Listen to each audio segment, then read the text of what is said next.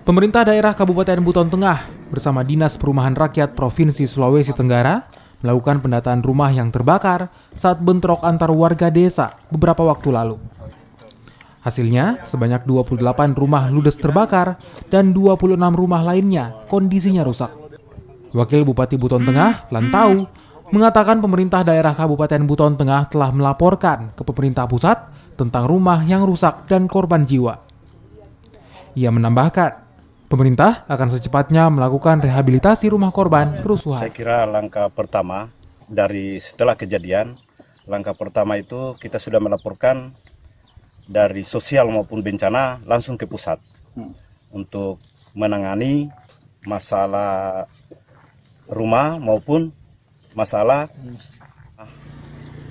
yang korban. Kan ini ada yang korban, ada musibah kebakaran.